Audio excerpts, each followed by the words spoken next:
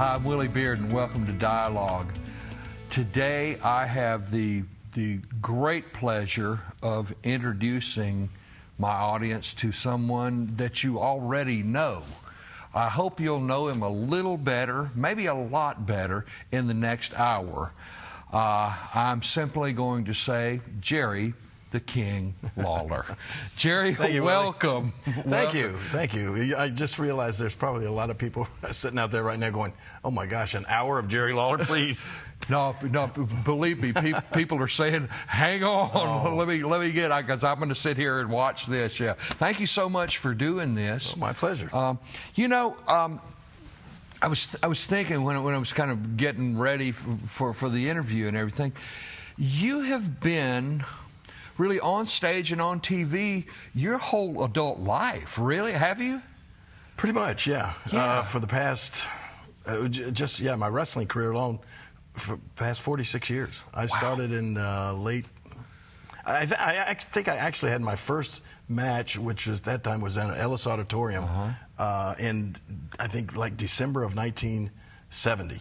Really? And then started on a regular basis there in 71, and it was at that point it was like almost every night of the week, traveling, wrestling somewhere, and that sort of thing. And then of course Saturday morning TV here in Memphis, so yeah, I've been on TV. And before I actually started in wrestling, I was in radio for about a year. Doing that sort of stuff. I had heard that you started with Eddie Bond. I did. Is that correct?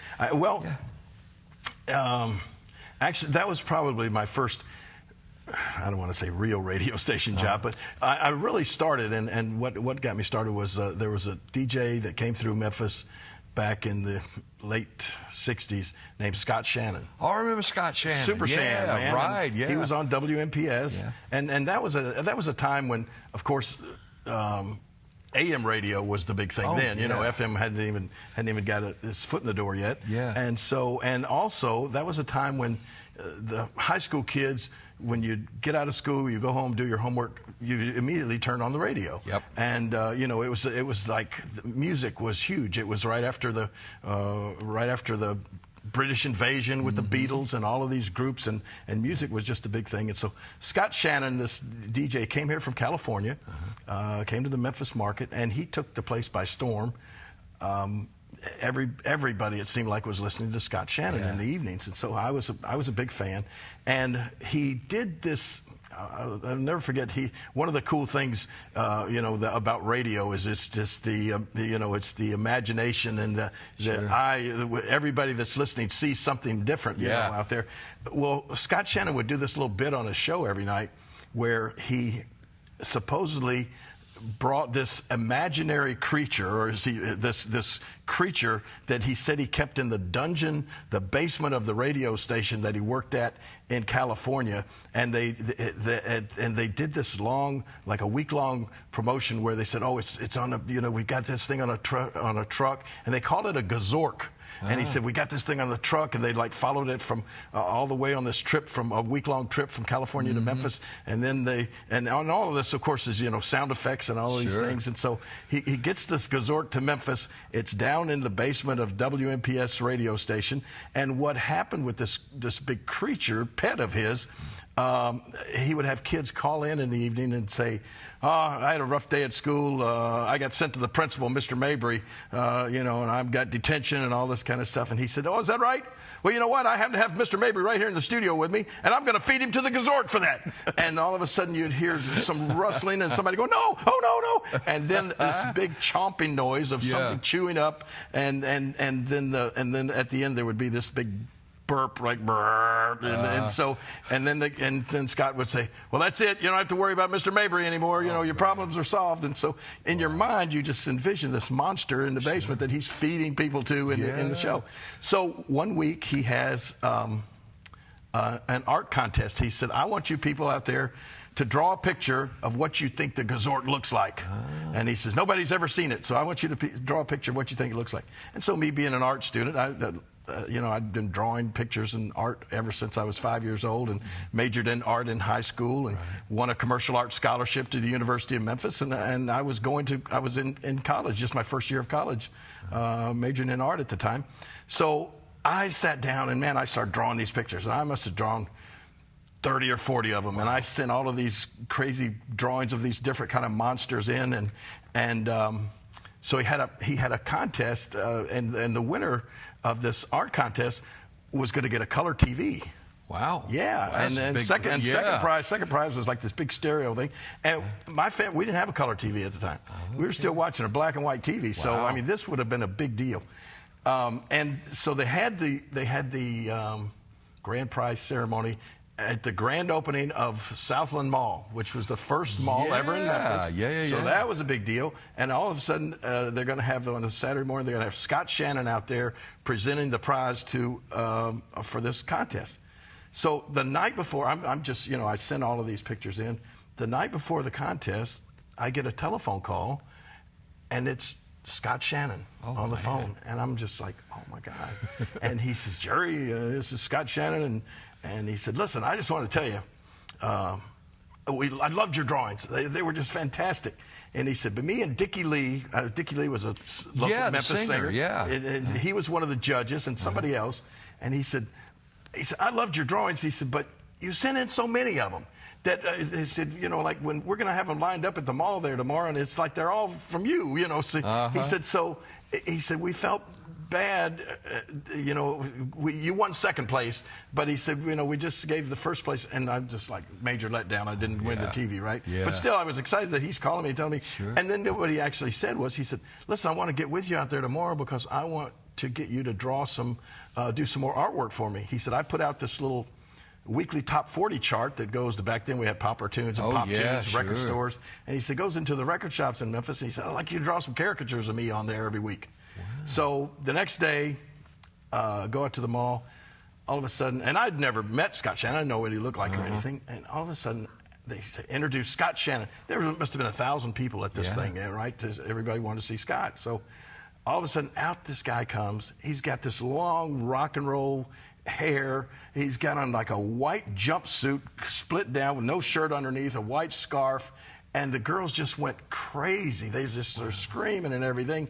And I was just like mesmerized. And I'm just like looking at him and saying, that's what I want to be right there. Right. Forget about being an artist. I want to be a radio star, right? Wow. So anyway, like I said, afterwards got to meet Scott, became friends with him, got to go down and watch him do his radio show, drawing pictures for him and all of this sort of stuff. And I finally told him, man, this is something I'd really love to try to do. And so he was gracious enough. He showed me how to work the control board and all of these things. And he said, let me make you a demo tape. He wrote that, told me what to say, put the microphone. He played the records and did all the stuff, and all I did was put my voice on. He said, take this over to the University of Memphis and get yourself an air shift on the radio over there. Oh, okay. So that's what I did. Went there, and sure enough, got an air shift on the radio. And but then Eddie Bond, the way Eddie Bond came along was through.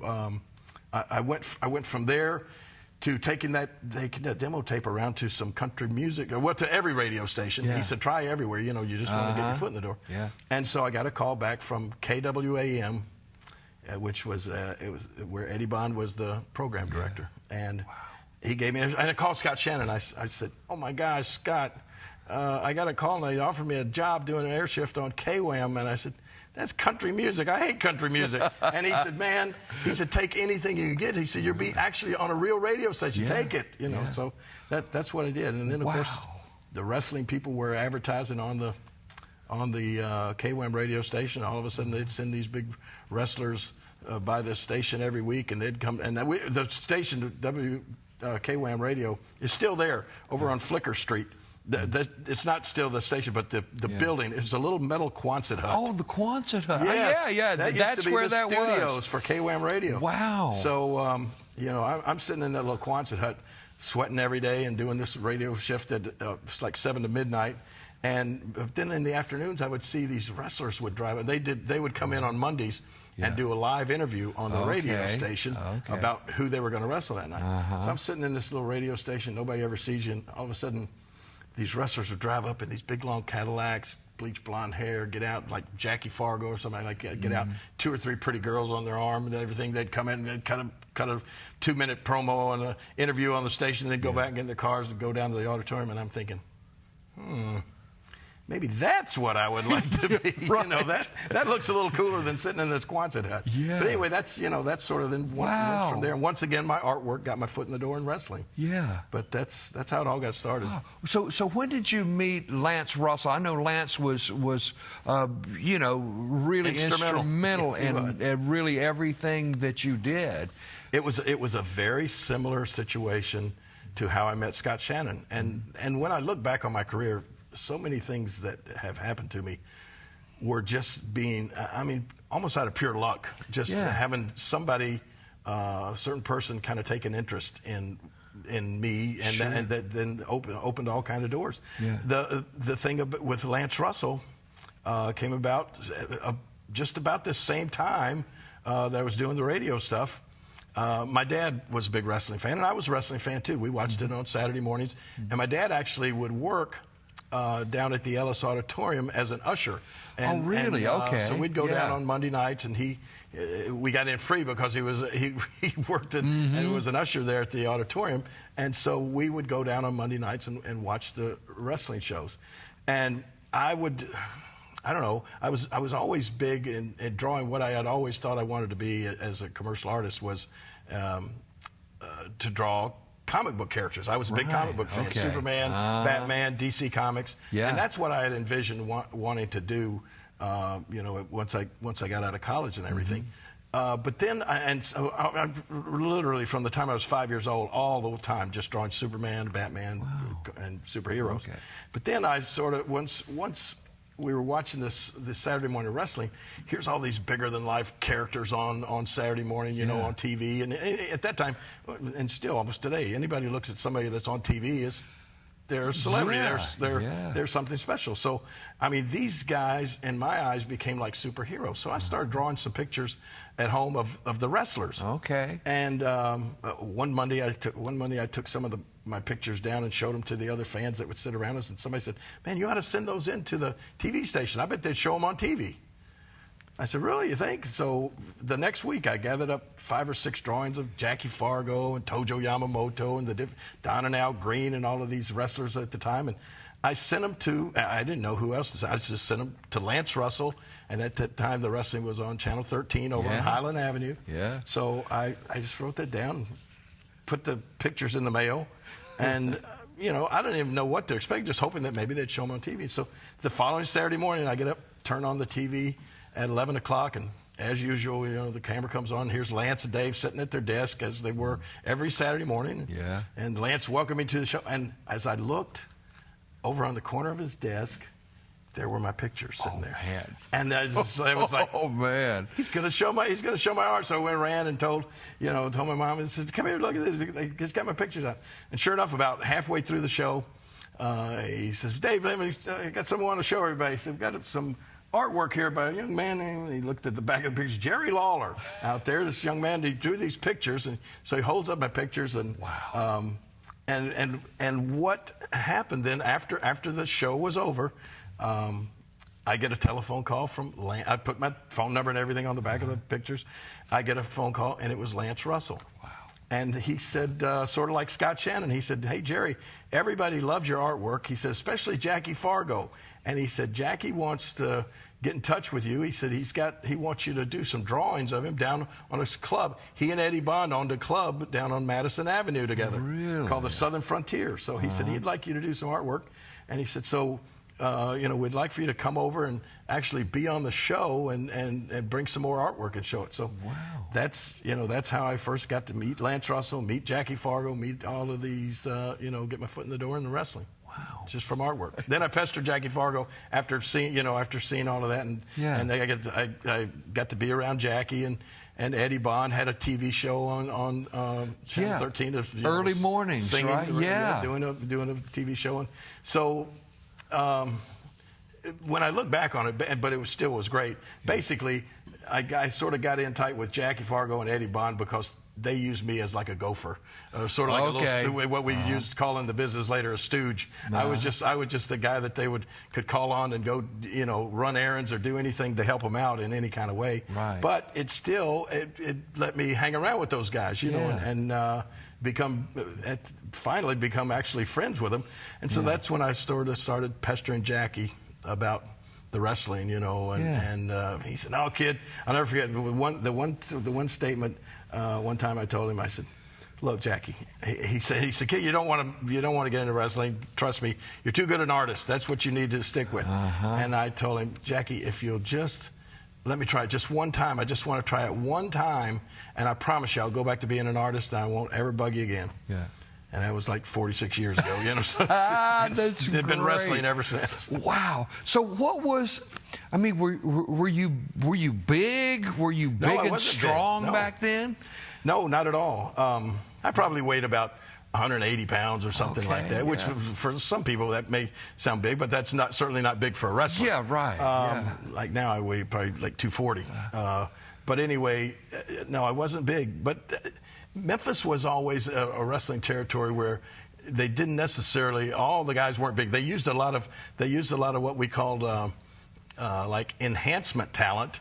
In other words, they're big main guys, the big guys like Jackie Fargo or Don and Al Green or the interns. Some of these big hulking wrestlers would have to have somebody to beat up on Saturday mornings to make people either like them or dislike them enough to want to come down on Monday night to see them get beat. Yeah. So they would have a lot of these young guys that weren't very big that they would throw out there as the term, and this is sort of an insider term that we used back then, they were called job boys or job guys. Oh, really? And the way that term came about was, it was like they were guys that had regular jobs during the week. Okay, they weren't full-time wrestlers. Sure, yeah. They were job guys, and they would come over on Saturday mornings at TV and kind of get beat by the guys. Wow. So I became a job guy. Okay. And I was tickled to death. I just wanted to be on TV and wrestling. Sure, yeah. I didn't care about winning or losing at the time. I was just being on TV in a wrestling ring was like the biggest deal in the world. Wow. So when you started that, did people start like kind of immediately saying, "Hey, I saw you on TV"? Oh my gosh, yeah. Really? Yeah, because I mean that was the biggest show on TV, Without just a doubt. hands down. Even before we went to Channel 5, I mean, before I was even started in wrestling, it was the biggest show on Channel 13 for years. Started in the I think 1965, I believe. Lance told me something like that. But yeah, it was huge. Everybody in this city, because at that time we didn't have any other pro sports in Memphis. Right. It was a college sports town, and and these guys were professional wrestlers. So the only pro sport, so to speak, in town was the wrestling. Yeah. And on Saturday morning, there wasn't much competition on TV. You were either watching cartoons or you were watching wrestling, and it just became a Memphis tradition that almost everybody watched wrestling. When we got over on Channel 5 in 1977, there was a point there that. You know the term being in television, there's a HUT level, which HUT means homes using television. Yeah. And so then that's how they measured ratings and that sort of thing. And in Memphis, Tennessee, they would say that like at any given time there would like be 300,000 homes using television. 300,000 homes in the Memphis area that had their televisions on at Saturday morning at 11 o'clock.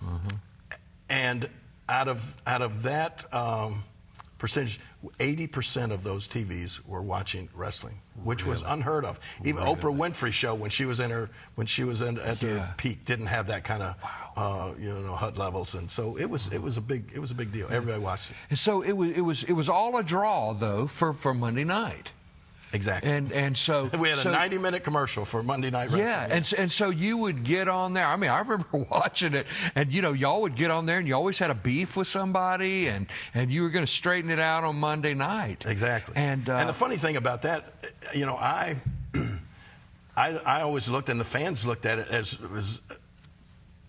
I'll bet like 90% of the people that watched it on Saturday morning didn't it didn't automatically that many people. That would have been 300,000 people. They certainly didn't come down to the arenas or anything like that. We drew huge crowds, but not like that. But I and those people looked at the TV show as being the big deal. Yeah. But in reality, once you got in the business, you realized that it was the TV that was this vehicle to get the people to pay money and buy a ticket, because you didn't have to pay to go to TV. Right. You would send in and get free tickets. And then at Channel 13, I bet the studio audience, if you remember, there was just like 2 little rows of people sitting around the ring. Sure. And I bet it didn't hold 60 or 70 people. Yeah, right. And when we moved over to Channel 5 in '77, it held 125 people. And they all got in free. Okay. Wow. And this is a little known fact that I found out early on. I just wanted to be on TV as much as I could.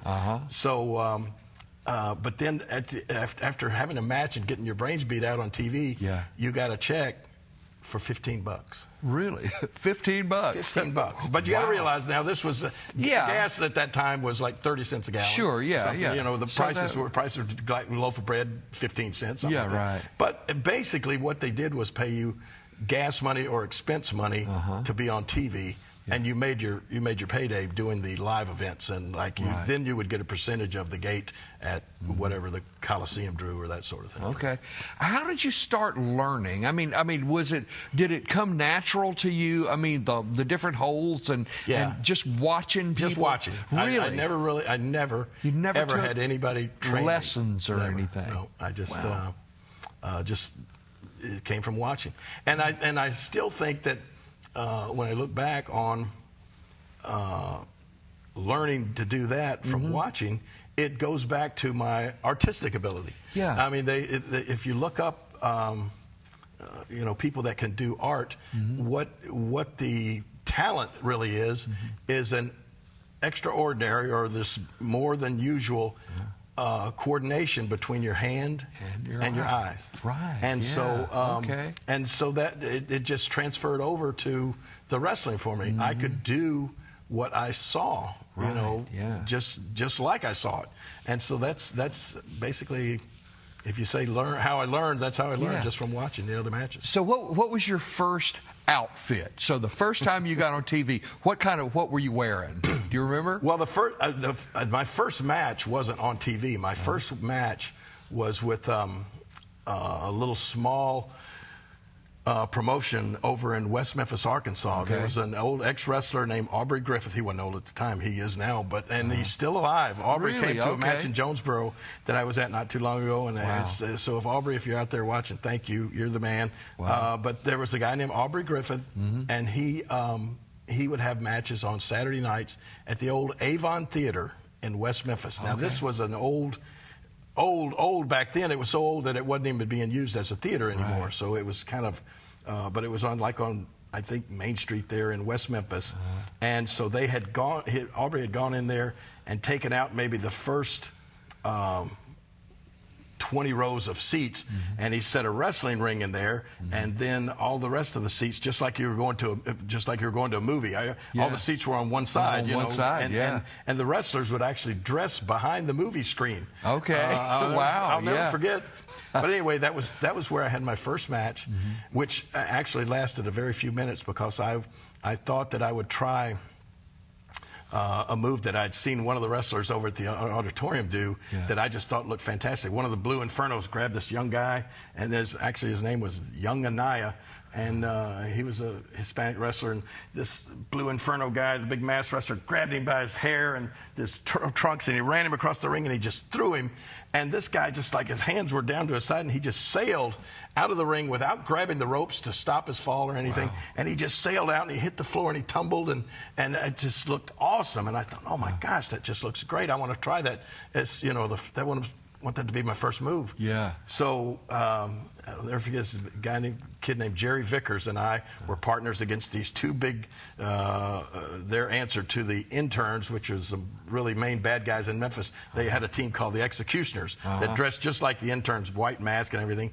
So first move, I said, throw me out of the ring. So the guy grabs me by the hair, grabs me by my ties, runs me across the ring, and throws, and I put my hands down like a rocket, and I go sailing out, out onto the floor, and the next thing I remember, I'm backstage again, back behind the screen, and I'm sitting in a chair like this, and Jerry Vickers is fanning me with a towel. And I'm like, what? And he said, you okay? And I said, yeah. I said, I just remember getting thrown out of the ring and hearing a big pop or a big loud noise. He said, yeah, that was your head hitting the concrete floor. Oh, man. So that was my match lasted one move that first night in Arkansas. But I came back, and then finally, after doing the few matches over in Arkansas, which Jackie Fargo didn't know about, Oh, really? And then he found out I was doing that. And then I had already asked him if I could do it. That's when he had turned me down. Then he found out I was doing that, and I said, please, just let me try one Memphis match.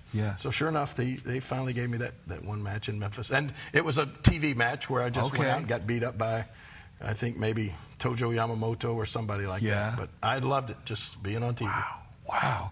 Could you have seen this 5 years before? I mean, No. I mean, but it seems to me that you were putting yourself out there as, hey, listen, I've got something to say, whether being an artist or whatever. I think you were making yourself available for success. Well, I may have been in hindsight, but at the time I didn't think about that. I was just doing something that I thought was so cool. And I was really, and always have throughout my whole career, just kind of living in the moment, doing that stuff that I thought was so fun. I mean, after all these years, 46 years, I've been so fortunate. I've never felt like I had to work a day in my life or ever had to have a real job. Because it's always been something that I wanted to do so badly, and it was always so much fun that, I just feel so fortunate that I've never really, it never seemed like work to me. Oh, that's incredible. So tell our audience what it's like in the real heyday of wrestling in the Coliseum on Monday night. What's it like to walk out to what must have been deafening screams and people who loved you and people who hated you and all of these things? What was it like? What did it feel like? Oh, man. It's hard to explain or hard to put into words, really, because I did it so many times. And sadly, I don't think that I stopped and took, the old saying, stop and smell the roses. I don't ever remember stopping and saying, man, look at this. This is going to be the first time that I'm walking out in the Mid-South Coliseum in front of the cell. I didn't think that way. I do later, years and years later, I do remember the first time walking out for a WrestleMania match, which became, that was a big deal. And to stop and look up at like more than 80,000 people in a stadium to see wrestling and walking down that ramp and getting into that ring there at WrestleMania, that was one that I savored and thought about and that sort of thing. But man, and all of those coming out at the Mid-South Coliseum, we got into a situation where we were the first. We were such.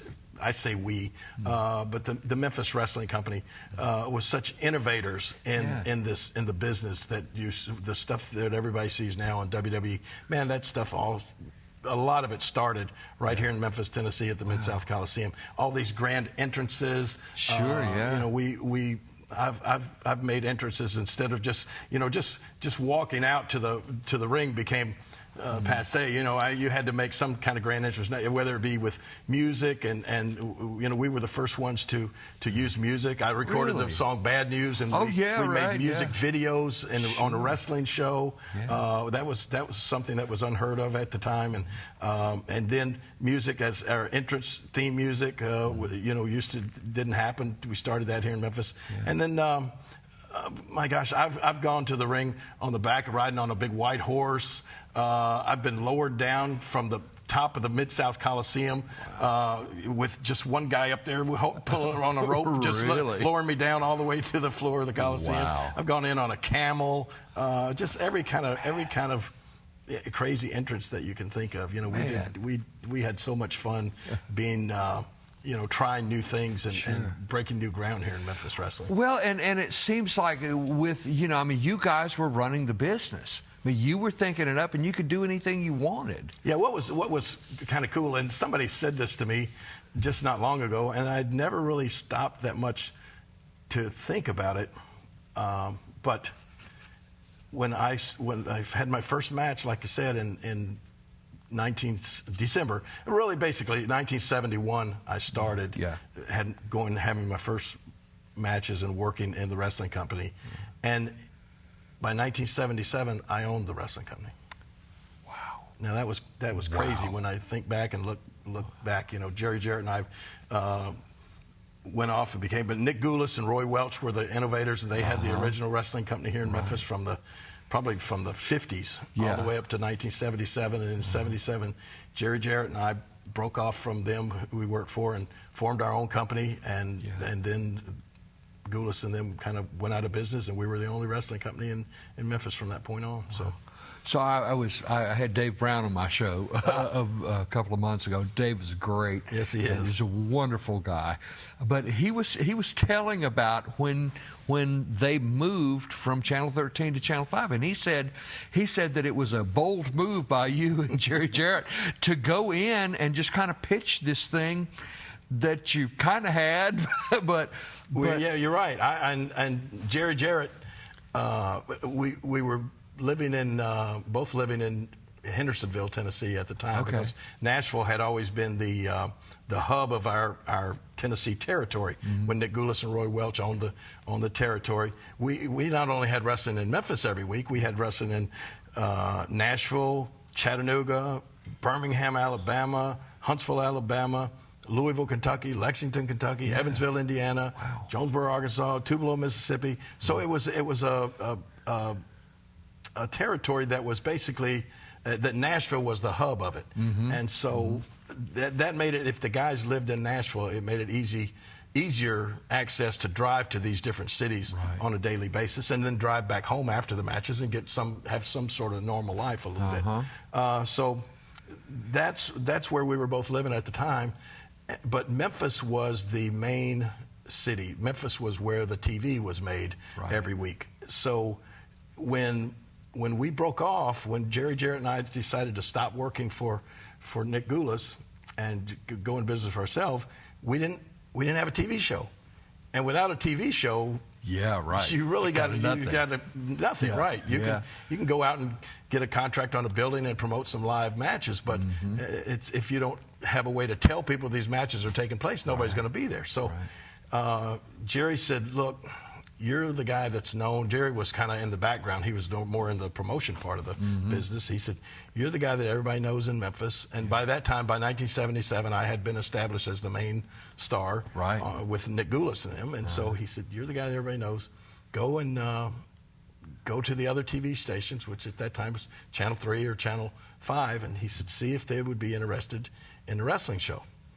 And so I just literally, Channel 5 was the first one I went to, literally walked in off the street, no appointment or anything. And of course the receptionist recognized me, and I said, I'd like to see if I could talk to the program director. Didn't even know who it was. Didn't know who it was. And so she said, yeah, that's Phil Slavic, and let me give him a call. So he comes right downstairs, pulls me in this room, and I just made the pitch. I just told him, basically what was going on. I said, we're on Channel 13, as you know, and I said, Jerry Jarrett and I are going in business for ourselves. Whether we come on here, we're going to go on another TV station somewhere. We would like it to be here, and we feel we're going to bring all the top wrestlers to this TV show. And I think it'll be it'll become the #1 show in the market. And I said, I feel real confident that, because of course we had already talked to him, but we didn't have a definite agreement from Dave Brown. But I said, I feel confident that we'll be able to bring Lance Russell and Dave Brown with us. That's how big wrestling was. Lance Russell was the program director at Channel 13, and Dave Brown was also the weatherman and hosted afternoon movie shows. He was the top weatherman in the market at Channel 13 as well, and they were the #1 station in the market. And so when Phil Slavic heard that they might be able to get the top show, wrestling, and the top weatherman, and the program director from Channel 13, I mean, he perked up immediately, and he said, let me go get the general manager. So he goes upstairs and brings down Maury Griner, who was the manager of Channel 5, and we made a deal right there that day. I mean, just walking in off the street. They put us on Saturday mornings at 11 o'clock, and within, I mean, Dave then had to give a notice and work out a little bit contractually. Lance as well, and Lance and Dave both came over to Channel 5, and that, you know, that catapulted Channel 5 to the #1 spot in the market. Absolutely. You know, they took, and it really hurt Channel 13 at the time, you know, losing Dave Brown and the wrestling show. Yeah, I'm sure they regretted that for a long, long time. Well, you know what? It was, yeah, I mean, but it was nothing they could do about it. They were contractually obligated to stay with Nick, with Nick Goulas. Yeah. And Nick Goulas tried to continue on with the show for a while. Yeah. But it just didn't work out. Yeah. So then they dropped it. But by then we were entrenched over at Channel 5, and it was, you know, it was sad for Channel 13, but it hurt them. Incredible. And so, man, it was a bold move, but you made a lot of bold moves, right? I mean, you got to be bold. I was young and dumb. That, right? I didn't know any different. You know? That is something. So, did you ever play the bad guy? Oh yeah. What's the way you do that? I mean, you know, do you just kind of decide that, you know, you need some more drama in this, and it's just a better narrative or something? Well, no, I mean that's, you know, that's wrestling. That's what wrestling is all about. It's good versus evil. Yeah. Bad guy, good guy. Right. And the reason for that is, and you'll know in a minute, I'll come back and realize that I was sort of the exception in one of those instances. But the reason for the necessity of good and bad guys in wrestling was because you didn't have the home field advantage that you have in other sports.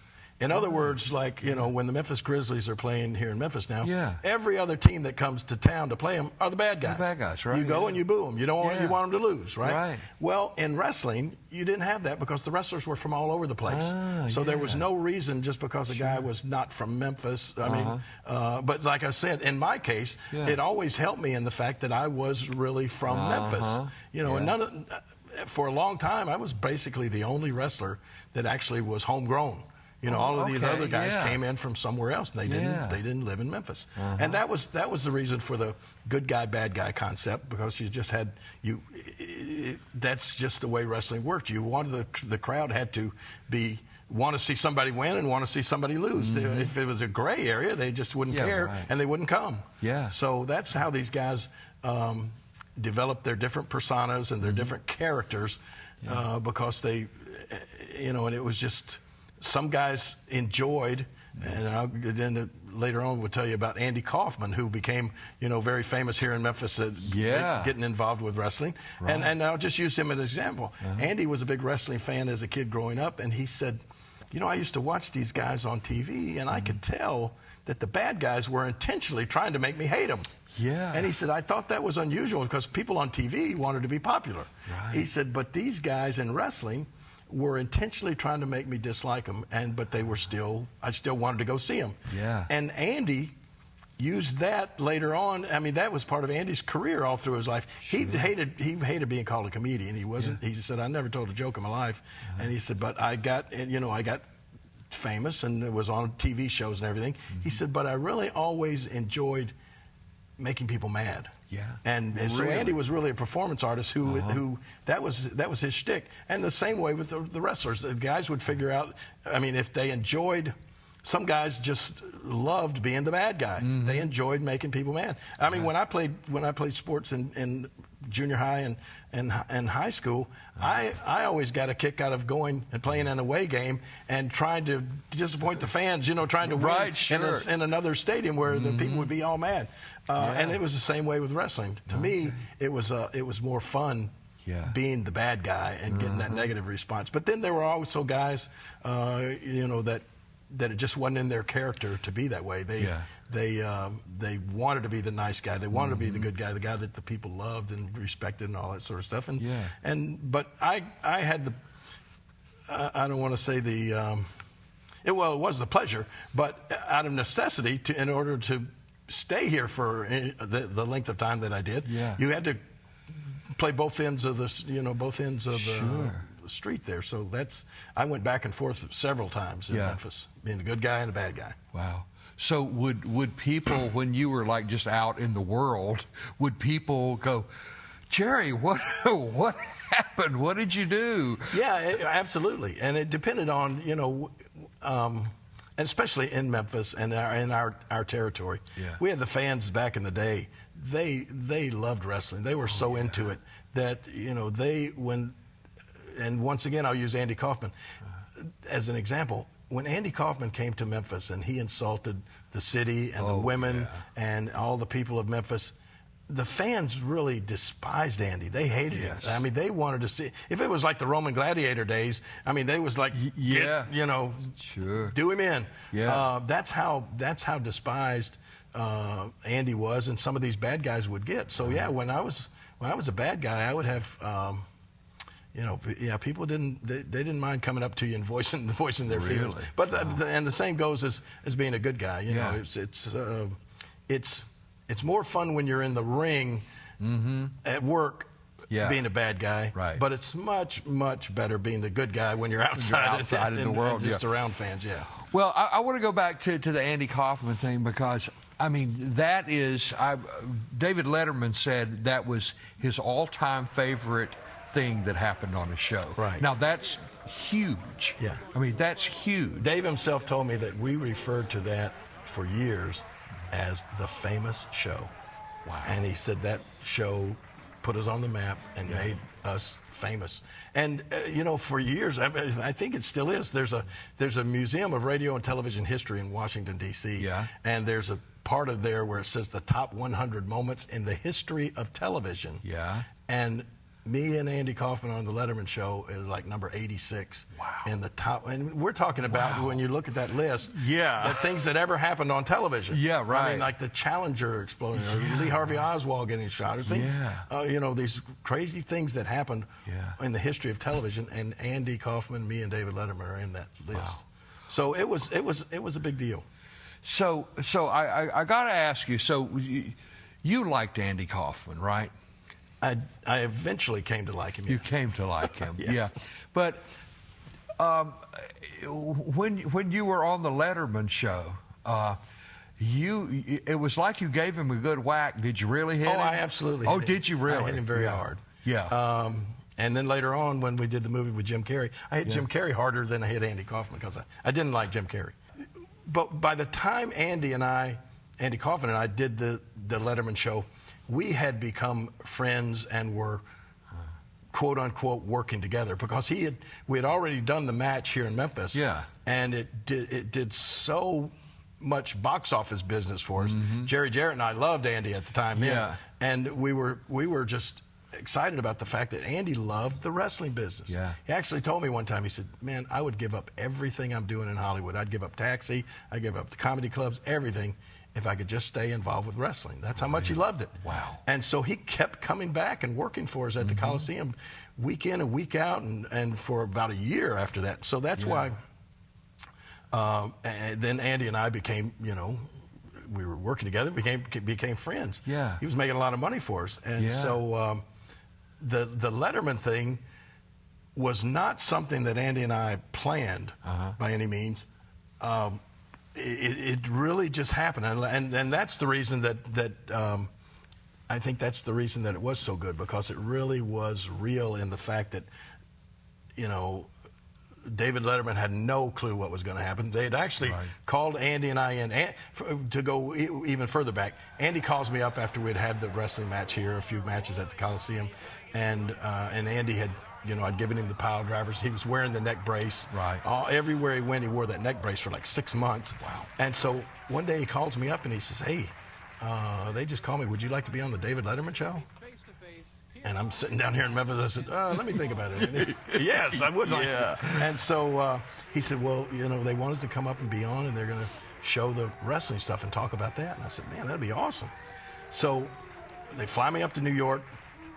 And Andy, of course, he was doing the deal where he would have nothing to do with me. He told everybody that he hated me and he despised me and he would not even be close to me, So So they had a production meeting the morning of the show. They taped at 5:30 in the afternoon. But they had a production meeting at like 10 o'clock, and they would go over with everybody what you were going to do on your segment of the show.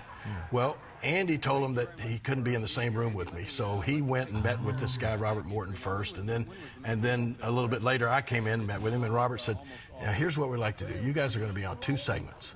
And he said, the first segment, Dave's going to show the clip of you pile driving Andy, and we'll show Andy making fun of wrestling, all this sort of stuff, and then we'd like you guys to be a little bit antagonistic towards each other during the first segment, then not too much. He said, but then Dave will take a break, and then we come back in the second segment. He said, Andy will apologize to you for making fun of wrestling. You apologize to Andy for hurting his neck, and then Andy's going to get up and sing what the world needs now is love, sweet love. Really? So that was the way. That was the way it was left. Wow. So I said, okay. I mean, I'm just a guy from Memphis coming in, and they're telling me what we're going to do on Letterman show. I'm just happy to be there. So I said, okay, thank you, and I'll be back here at 5:30. So I go back to my hotel, and the phone rings, and it's Andy, and he said, did they tell you what they want us to do? And I said, yeah. He said, well, what do you think? And I said, oh, it'll be funny. Yeah. And I said, once we kiss and make up here on network TV, I said, that'll be the end of our wrestling feud down in Memphis. And he said, yeah, man.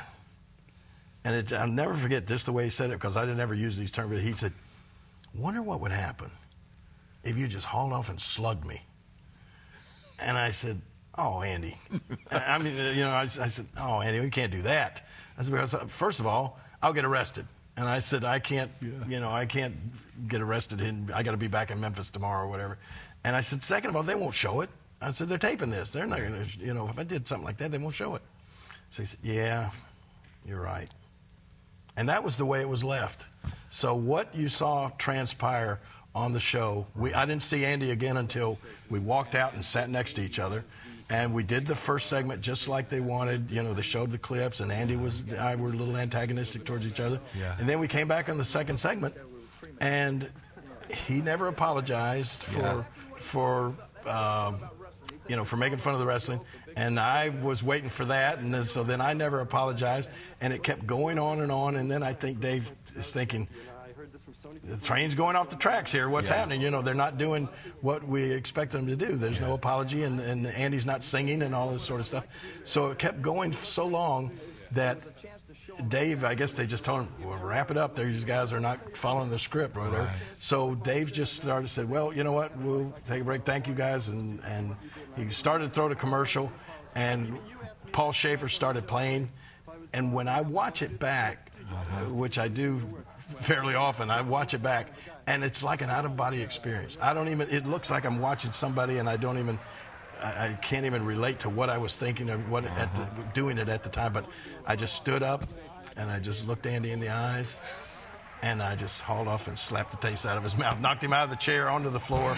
Everybody went. It was like, I think that was the first time ever in history that a talk show guest had struck another talk show guest. Right, I'm sure. And I keep thinking that somewhere in the audience, maybe Jerry Springer might have been sitting out there going, that's a good concept. Yeah. But anyway, it was just pandemonium then. They took me back to the green room, the security did, and I sat in there and for a while, and I've heard things, big commotion outside, and then finally it calmed down a little bit, and all of a sudden the dressing room door opened, and there was like a little intern guy kind of stuck his head, and I guess you think, this guy's a monster, So he kind of sticks his head in, and he said, Mr. Lawler, Dave wants to know if you want to come back out and sort of wrap things up. And as soon as he said that, I thought, well, maybe they're going to show that, or either they want to re-tape or something. I said, sure. I'll do whatever. Yeah. So I go back out, and I sit down, and sit, as soon as I sit down, Andy is off over to the side. He's not sitting back there with me. And they start like the countdown, 10, 9, 8, and Dave goes, Andy, are you going to come back out or not? And Andy says, nope. If I do, I'll say words you can't say on television. Yeah. And so then it comes back, and it's just Dave and me, and he says, well, Jerry Lawler's here, and Andy Kaufman's here, and some night I wish Tom Snyder was still here. But not tonight, he said. It's not the case now. And so, I realized they're going to show this. They're going to show that, right? And so then all of a sudden, when Dave says that, he said, Jerry, I want to thank you for it. here comes Andy. Yep. Back onto the set, over Dave's shoulder, and it is like right there. And he lets loose with this tirade of obscenities.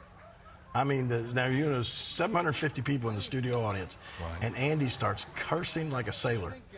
And I'm looking at him, and I'm thinking, what are you doing?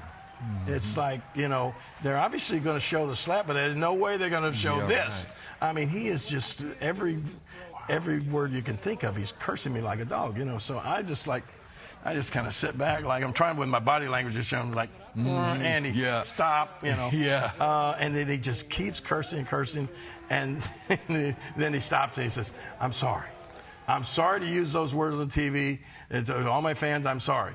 But you're a... And then he comes back again, and then he grabs Dave's water and throws it at me, and I jump up after him again. It was just pandemonium. And the security guard grabs me this time and takes me out to the elevator, and he said, look, I want to get you out of the building. He said, because Kaufman, it was funny, we were on the elevator. He said, Kaufman, the elevator don't go all the way to the top. And he said, he'll probably try to have you arrested.